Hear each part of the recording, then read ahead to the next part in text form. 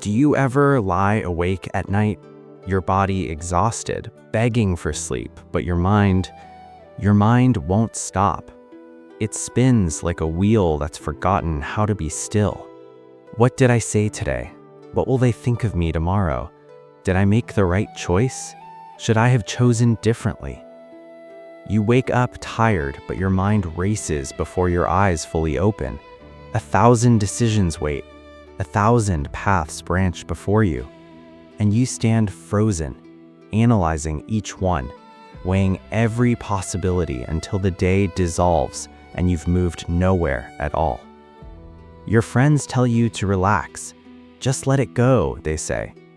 But how do you let go of something that lives inside your skull, that whispers constantly, that never sleeps?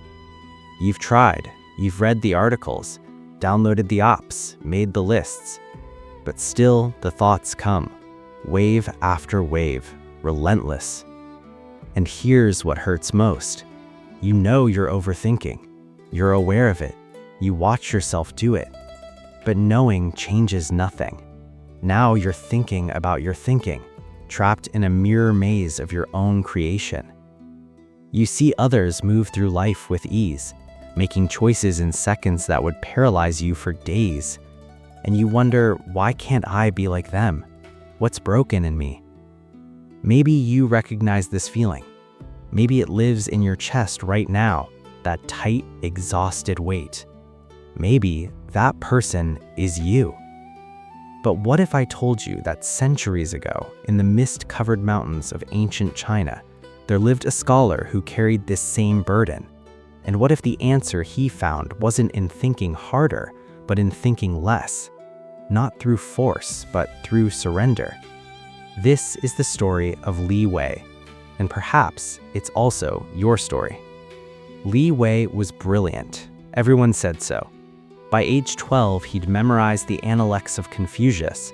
By 15, his essays earned praise from the provincial governor. By 20, scholars twice his age sought his opinion on matters of philosophy and law. The path before him gleamed bright. The imperial examinations, a position in the emperor's court, a life of honor and influence. But they didn't see what happened when Li Wei closed his door each night.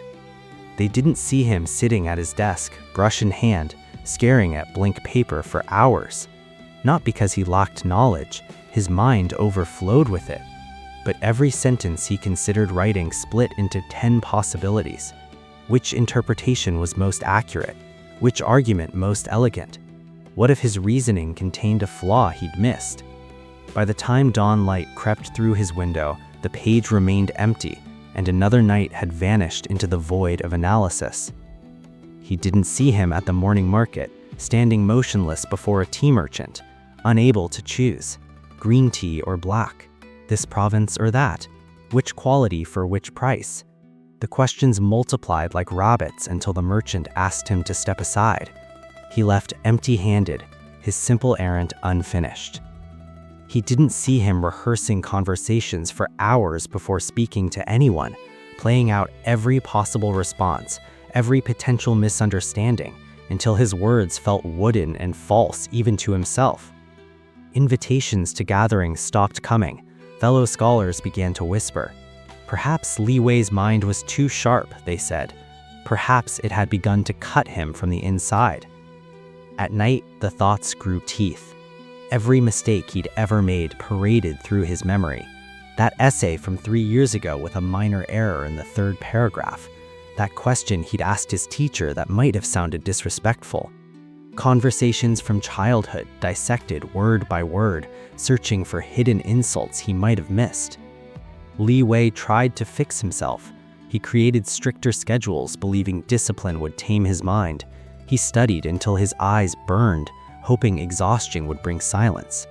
It only made the thoughts louder, sharper, more cutting. He tried forced meditation, commanding his mind to be empty. But you cannot fight a river by standing in its current. The harder he pushed against his thoughts, the stronger they surged back. One morning, Li Wei couldn't rise from his sleeping mat, not from illness, but from a heaviness that had settled into his bones. What was the point? Every path led to more thinking, more analysis, more paralysis. He was so tired. Not the tiredness that sleep could cure, but a deeper exhaustion that lived in his soul. His mother found him there, tears running silently into his hair. "My son," she whispered, kneeling beside him, "you're trying to drink the ocean with a teacup. You must stop." She told him of Master Shen, a Taoist sage who lived high in the Nan Mountains. Once, Master Shen had been like Li Wei, a brilliant scholar destined for greatness, but he'd walked away from it all to live in simplicity. People said he'd found something that the rest of the world was too busy to notice. Li Wei had nothing left to lose. The next morning, he began the journey into the mountains. Slow and emotional. 3 days of climbing. 3 days of blistered feet and aching legs, his scholar's body unused to such labor. By the time Li Wei reached the small hermitage, the sun hung low, painting the peaks in gold and crimson. Master Shen sat on a wooden platform outside a simple hut. He was ancient, his face like weathered stone, his beard white as winter frost. But his eyes held a clarity that Li Wei had never seen in anyone. The old man looked up and smiled, as if Li Wei's arrival was the most natural thing in the world. "Master Shen," Li Wei bowed deeply, his voice breaking. "I'm drowning. My mind never stops. I can't sleep, can't eat, can't write.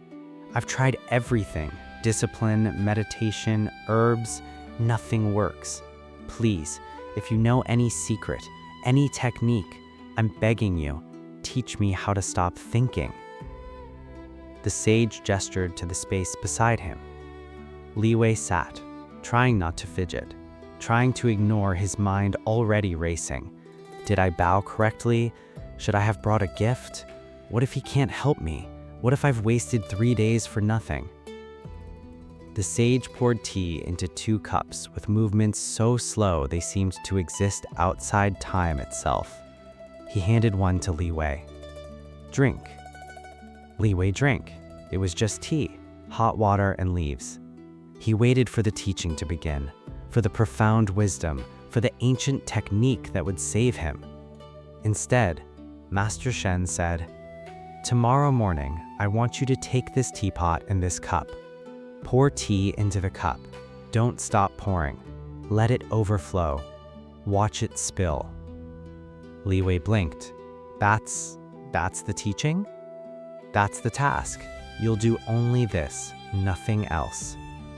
Confusion twisted Li Wei's face. "I don't understand. How will spilling tea help me? What's the philosophy? Is it a metaphor for the overflowing mind? Should I contemplate emptiness while I pour? Or—" "Stop." Master Shen's voice was gentle but firm. "You're doing it now. Your mind seeks to understand before experiencing. This is your disease. You live in your head, never in your hands. Tomorrow, you pour tea. That is all." Frustration flared in Li Wei's chest. 3 days of walking for this? A pointless task with no explanation? He opened his mouth to argue, to demand real wisdom. But then he saw something in the old man's face. Not judgment, not impatience, just a peace so deep it seemed to radiate from his very bones. "I don't understand," Li Wei said quietly. "Good. Understanding is the shield you hide behind. Tomorrow we practice presence instead. You'll stay 1 month. Each day, one simple task." That night, Li Wei couldn't sleep. His mind churned. "This is absurd. The old man is crazy. I should leave. But what if he's right? What if this is a secret teaching? Should I analyze the symbolism? But how can I analyze something I'm not supposed to analyze?" Round and round until exhaustion claimed him near dawn. The next morning, Master Shen placed the teapot and cup before Li Wei, then walked away to tend his garden. Li Wei picked up the pot. He poured. The tea filled the cup quickly. It reached the rim. It overflowed. Hot liquid spilled across the stone, steaming in the cool morning air. He watched it spill, feeling foolish. What am I learning? This is teaching me nothing. I should be studying. Are you pouring or thinking? Master Shen called from across the courtyard. Li Wei startled. His hand had stopped. He'd been so lost in thought he'd frozen mid-task. He poured again. Overflow. Spill. His mind interrupted constantly. This is pointless. Everyone will think I've failed. But he kept pouring. The next day, a new task. Master Shen handed him a broom and pointed to the courtyard of 100 tiles. Sweep one tile, only one. Give it all your attention. When it's perfectly clean, you're done. Li Wei stared at the broom. One tile? That's minutes of work. Then what? But he knelt and began to sweep. And something strange happened. When had he ever truly noticed sweeping? The sound of bristles on stone, the pattern of dust swirling in morning light, the tiny cracks in the tile he'd never seen before. That single tile became a universe. 40 minutes passed, the tile gleamed. When he looked up, his mind was quiet, just for a moment, but quiet. Day after day, the tasks continued. Wash one bowl until it shines. Stack 5 stones in perfect balance. Watch a candle flame for 5 minutes. Pull weeds from one small patch of earth. Each task absurdly simple. Each task strangely difficult. Because Li Wei's mind constantly tried to escape. While washing the bowl, I'm wasting my potential. What if the examinations are announced and I miss them? While stacking stones, there must be a technique. Should I research stone balancing principles? But Master Shen would appear beside him at exactly the moment Li Wei drifted away. Where are you? The sage would ask gently. And Li Wei would realize, I'm not here. I'm in the future, the past, anywhere but here. Come back, Master Shen would say. The bowl is here. Your hands are here. Come back. Slowly, imperceptibly, something shifted. The tasks stopped feeling like tasks. When he poured tea, he was just pouring tea, not thinking about pouring, not analyzing, just hands, pot, cup, water, present. One evening, after 2 weeks, Master Shen spoke while we watched the sunset. The Taoists call this Wu Wei, effortless action, not forcing, not thinking, just flowing like water finding its path. Water doesn't analyze every rock, it simply flows. He continued, your problem was never thinking too much. Your problem was thinking instead of doing, analyzing instead of experiencing, living in your head instead of your hands. The Japanese have a word, kaizen, small continuous improvement. You cannot leap to the mountain's summit, but you can take one step, then another, then another. Before you know it, you're at the top, wondering when the climb happened. Another evening, Master Shen showed Li Wei his tea bowls. Each was imperfect, cracks, uneven glaze, asymmetrical. Wabi-sabi, the sage explained, the beauty of imperfection.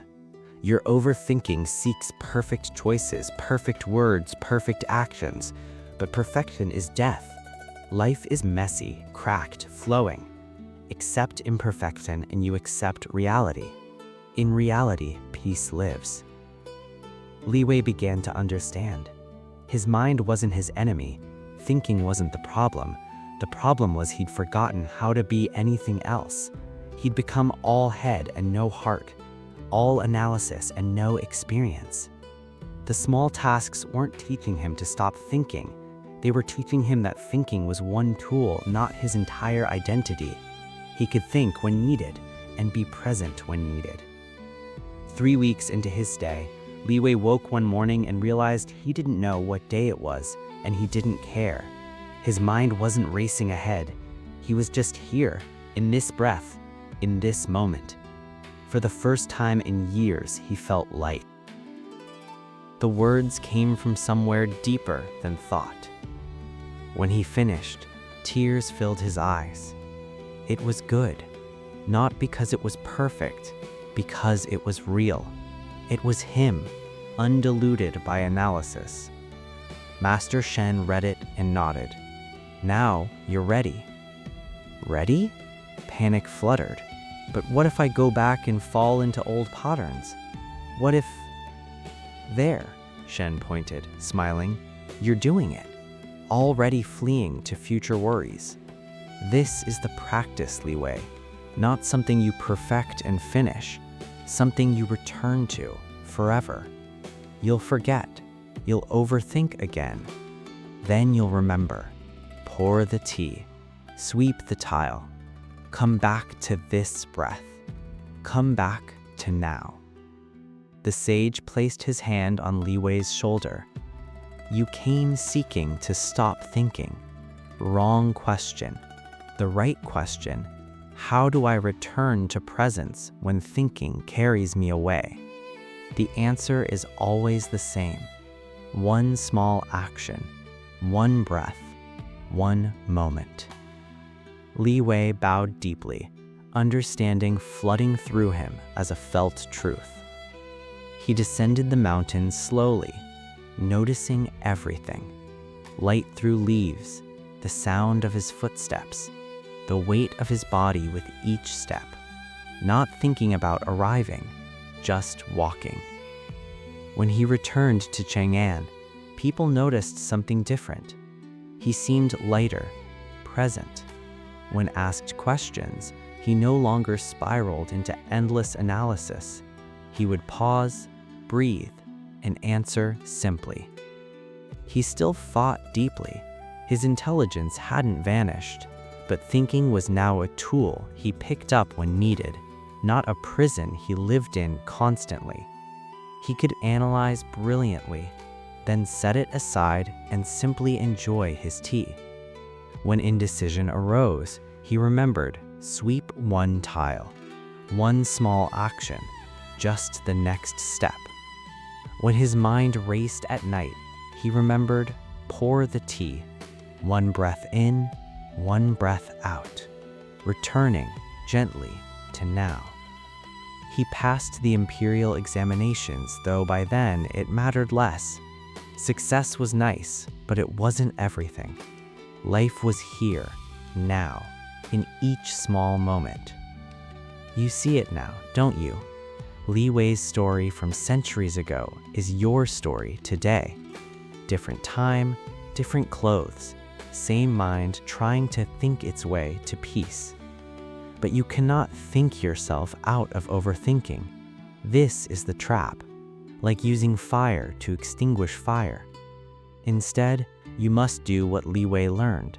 Return to presence through action, through one small, simple thing. Not grand gestures, not perfect solutions, just one tile swept clean, one cup poured with attention, one breath taken with awareness. Your brilliant mind isn't your enemy. It's a gift, but it was meant to be a tool, not a tyrant. You were never meant to live entirely in your head, drowning in analysis. You were meant to think when thinking serves you, and be present when presence serves you. The practice is simple. When you notice overthinking, when you're stuck in paralysis, spinning in mental loops, stop, breathe, choose one small action. Wash a dish with full attention. Feel water on your hands. Feel your feet on the ground. Come back to your body. Come back to now. You don't need to stop thinking forever. You just need to come back, again and again. This is the practice. This is the path. And here's what Li Wei learned. The small actions aren't preparation for your real life. They are your real life. This moment right now, reading these words, breathing this breath, this is it. This is the only moment you truly have. So I ask you, what is your one tile? What small, simple action will you take today to practice presence? Maybe it's making your bed with full attention. Maybe it's drinking your morning coffee without your phone. Maybe it's 3 conscious breaths before starting work. It doesn't matter what it is. What matters is choosing one small thing and doing it fully, presently. Not forever, just today, just this moment. Because transformation doesn't happen in lightning strikes.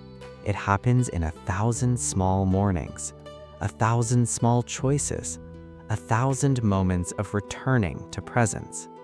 Before you know it, you'll look back and realize you've climbed the mountain, one small step at a time. Li Wei walked down from that mountain centuries ago, but the path he found still exists. It's right here, right now, in whatever you're doing in this present moment. The question is, will you take that first small step? Or will you spend another day lost in the maze, thinking about steps, analyzing steps, worrying about whether your steps are good enough? The choice is yours. It always has been. But the path is simple.